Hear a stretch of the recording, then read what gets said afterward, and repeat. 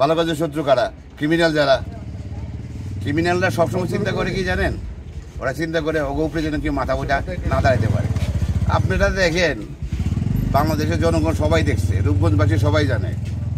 আজকে 1 বছর ধরে আপনি যে গাজী বিরুদ্ধে লড়াই করে গেছেন, আমার বিরুদ্ধে ষড়যন্ত্র শেষ আছে? শেষ নাই। আমি যারা এইটা কাজ করছো আমি তোকে স্পষ্ট করে বলে দিই, যেমন আমাদের সচিবালয়ে আগুন জ্বালাইছে, ষড়যন্ত্র সম্পূর্ণ প্ল্যান করে কাজ করা। এইটাও প্ল্যান করে কাজ করা। এটা কোনো ন্যাচারাল কোনো কিছু না, এটা সম্পূর্ণ প্ল্যান করে কাজ করা। ওদের বন ভাঙ্গা দেওয়া যাতে ওরা সামনে আগাইতে না পারে। আমি বিশ্বাস করি ওরা এখন থেকে আরও 10 ডবল শক্তিশালী হবে। ওদের পাশে আমাদের বাংলাদেশ আছে, এটা কিন্তু স্বাধীন বাংলাদেশ, ভুলে যাইস না।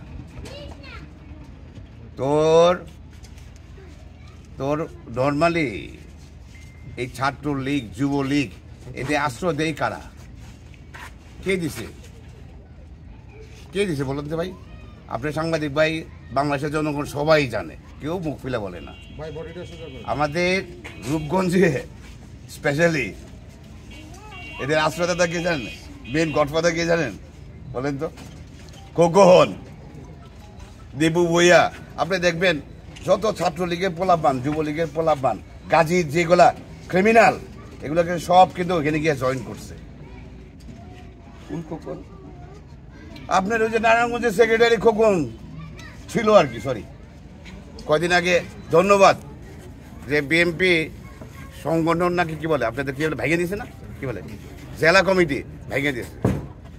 আমি তারেক রহমান সাহেবকে অনুরোধ করব, আপনি প্রতিটা জিনিস যাচাই করে পিছনে।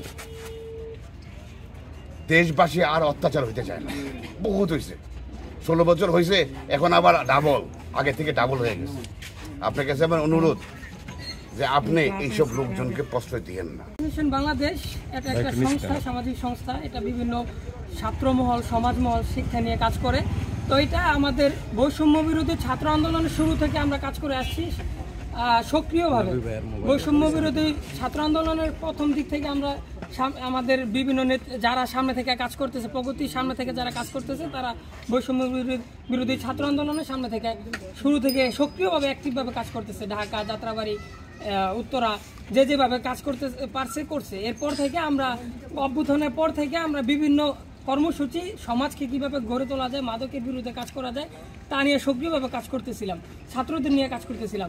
তো আমরা আমাদের সাংগঠনিক সম্পাদক, আমাদের যুগ্ম সাংগঠনিক সম্পাদক গত 2 দিন আগে হাসনাত আবদুল্লাহর সাথে একটি ছবি পোস্ট করে। এরপরে 2 দিন পরে আমাদের ক্লাবে আগুন।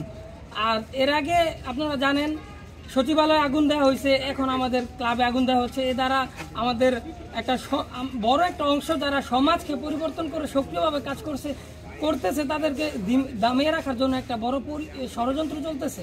এর বিরুদ্ধে আমরা সোচ্চার, সবসময় সক্রিয়ভাবে অ্যাক্টিভ আছি। তো আমরা এখানে যারা যেভাবে কাজ করছে আমরা এখনো ক্লিয়ার না কে আগুন লাগাইছে, কিভাবে লাগাইছে। তো আমরা তদন্ত চাচ্ছি, প্রশাসনের দৃষ্টি আকর্ষণ করছি, ইউনো মহোদয়কে জানাইছি। এটা সুষ্ঠু তদন্তের মাধ্যমে আমরা একটা এখানে কে, কিভাবে, কেন, কি ষড়যন্ত্র করে আগুন লাগাইছে, এটা